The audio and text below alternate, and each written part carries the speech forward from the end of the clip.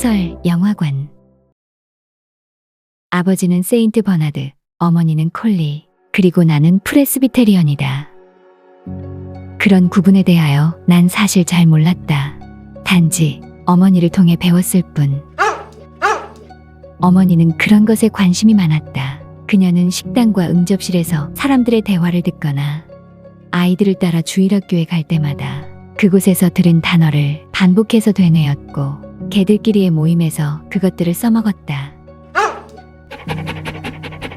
어머니는 우리들 중에서 유일하게 교양이 있는 개였다. 시간이 흘러 내가 자라고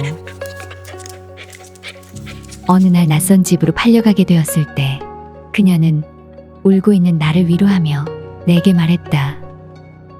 우리는 좋은 목적을 위하여 이 세상에 보내졌단다. 그 의무를 위하여 최선을 다하고 결과에는 신경 쓰지 말아야 한단다. 그러니 기억하렴.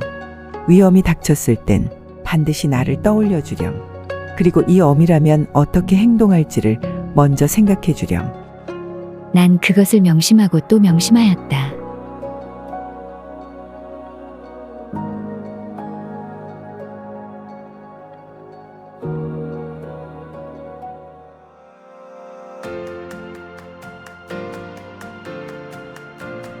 새로 살게 된 집은 정말로 멋진 곳이었다.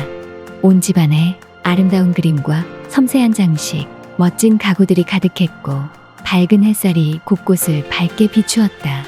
그리고 무엇보다 마음에 든 것은 넓고 푸른 정원이었다. 그리고 새로운 가족, 그레이시와 그레이 부인, 그리고 세디와 아기. 나는 그레이 부인의 작업실에서 많은 시간을 보냈는데 내가 자고 있으면 그녀는 나를 부드럽게 발받침대로 사용했다. 난 그게 너무 좋았다. 그 외엔 아기 방에서 보초를 서기도 하였고 또는 세디와 함께 운동장과 정원을 마구 뛰어다니기도 하였다. 아, 물론 이웃의 개들과도 시간을 보냈다. 특히나 멀지 않은 곳에 로빈 아데어라는 이름의 아일랜드 세터가 살고 있었는데 진짜 잘생기고 멋있었다. 그와 사귄 이후로 문득 나의 배가 부르기 시작했고 그것이 최고로 빵빵해졌을 때 마침내 큰 행복이 찾아왔다.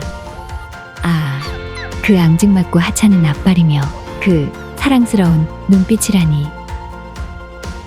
그레이 가족은 나를 몹시 사랑해 주었고 고용인들도 나를 아껴 주었으니 이 세상에 나보다 행복한 개는 없었다. 그러던 어느 겨울날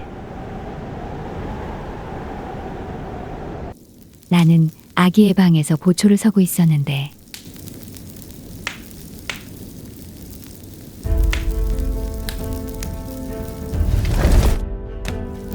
벽난로에서 튀어오른 불똥이 커튼에 옮겨붙더니 순식간에 타올랐다. 나는 깜짝 놀라서 곧장 문 밖으로 도망쳤다. 하지만 그 순간 위험이 닥쳤을 땐 반드시 나를 떠올려 주렴. 그리고 이 엄이라면 어떻게 행동할지를 먼저 생각해 주렴. 다음 순간 나는 이미 아기 침대에 있었다. 나는 재빨리 아기 옷을 물어 침대 밖으로 끌어내린 다음 그 작은 생명체를 온 힘을 다해 방 밖으로 끌고 나갔다. 겨우 밖으로 아기를 끌어내자 때마침 그레이시가 있었다. 안심한 나는 털퍽 바닥에 주저앉아 버렸는데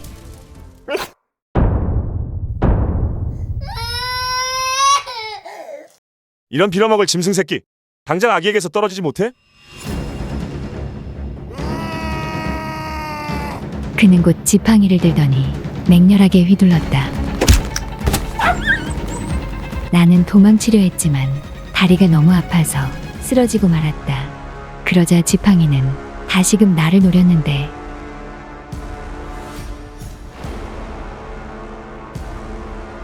불이야! 아기 방에 불이 났어요! 뭐라고? 주인은 황급히 달려갔고 다행히 나의 다른 뼈들은 살아남을 수 있었다.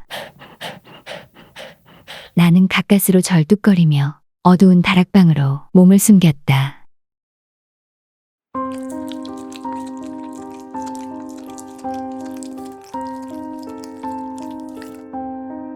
나는 대체 무엇을 잘못하여 주인님이 나를 용서할 수 없는 지경에 처한 것일까? 그건 분명 개로서는 이해할 수 없는 일이었다. 하지만 사람에게는 뭔가 끔찍한 이유가 있었겠지. 에일린! 에일린, 에일린, 나를 찾는 목소리가 귓가에 들리기 시작했다. 공포였다.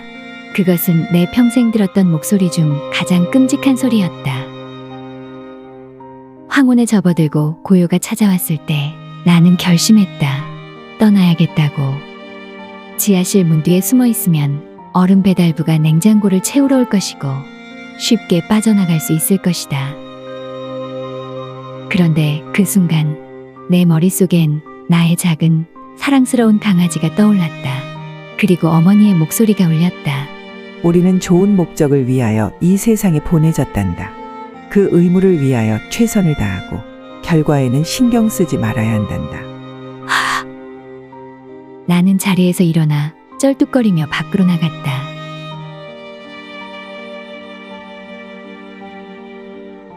그리고 머지않아 세디를 마주하게 되었는데 난 겁에 질린 채 그녀의 눈치를 살폈다. 그런데 돌아와, 에일린. 우리에게 돌아와. 우리가 잘못했어.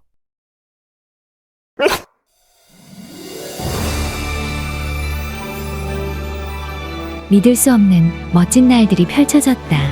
부인과 세디, 그리고 고용인들은 거의 나를 숭배하듯 모셨다. 그러더니 이젠 매일같이 이웃들이 찾아와서 나를 영웅이라고 떠받들기도 하였다. 다만 사람들이 내가 왜 절뚝거리냐고 물었을 때만큼은 알 수 없는 분위기가 방 안을 가득 메웠다.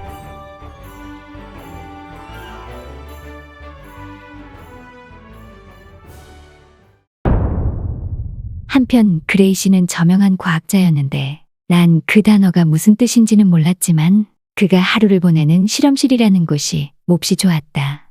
그곳은 신기한 것들로 가득 차 있었고 매주 다른 과학자들이 찾아와서 물건들을 만지고 서로 이야기를 나누었기 때문이다. 이 아이가 그 아이인가? 그래, 아주 똑똑한 아이지. 난 사실 녀석이 본능을 억제하지 못하고 내 아기를 공격했다고 생각했네만. 오히려 지성이 가득한 녀석이었어. 그 지성이 아니었으면 이미 내 아기는 불타 죽었을 것이네. 오, 놀라운 짐승이군. 그러던 어느 하루 과학자들은 광학에 대하여 논의했고 특정 뇌 손상이 두 눈을 멀게 할 수 있는지 여부에 대하여 격한 논쟁을 벌였는데 확인을 위해서는 직접 실험을 해보는 수밖에 없다고 결론을 내리고는 이야기를 마쳤다. 그리고 식물에 대해서도 논의했는데 그 이야기는 몹시 관심이 갔다. 여름에 세디와 함께 씨앗을 심었기 때문이었다. 나는 그녀가 땅을 파는 것을 도왔다. 그러자 나중에 거기서 좋은 것들이 자라났는데 난 그것이 너무도 신기하고 또 신기했다. 이윽고 다시 봄이 찾아왔고 모든 것이 아름답고 화창했다. 다정한 부인과 아이들은 나와 내 새끼를 토닥이며 작별 인사를 하고 먼 친척을 만나러 여행을 떠났다. 나는 행복하게 시간을 보내며 그들을 기다렸다. 그리고 며칠 뒤 과학자들이 다시 몰려왔다. 마침내 실험을 할 때가 되었군. 그레이시는 내 아이를 번쩍 안아들더니 모두와 함께 실험실로 향했다. 나는 절뚝거리며 그들 뒤를 따랐다. 자랑스러웠다. 내 자식에게 사람들이 보여주는 관심이라니. 그런데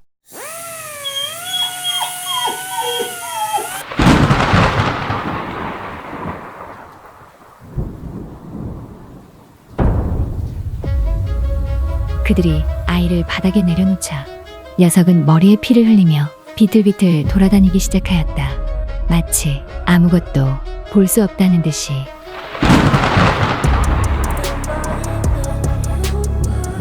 자, 보세요. 내가 이겼지 않습니까? 이 녀석은 이제 박쥐처럼 눈이 멀었습니다. 마침내 이론을 증명했군요. 고통받는 인류가 당신 덕분에 구원받을 겁니다. 그런 이야기들 따위 나는 들리지도 않았다. 내 새끼를 살피느라 정신이 없었기 때문이다. 녀석을 핥고 또 핥았다. 어머니의 손길이 고통과 어둠 속에서 위안이 될 것이라는 것을 알기 때문이었다. 하지만 단지 그것뿐. 녀석의 작은 코가 툭 하고 떨어지더니 더는 움직이지 않았다.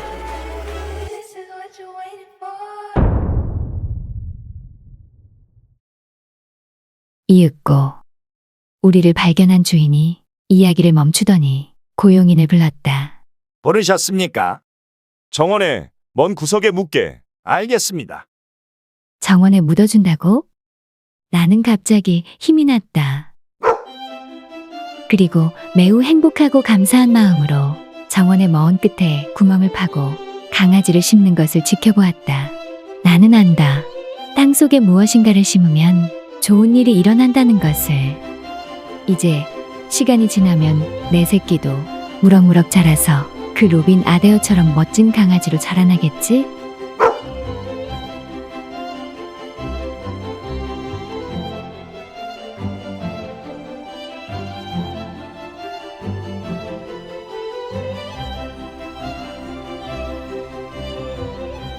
아이고 불쌍하기도 하지.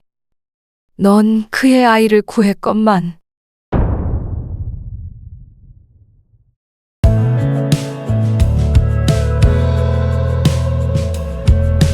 Did you know it's rained all day?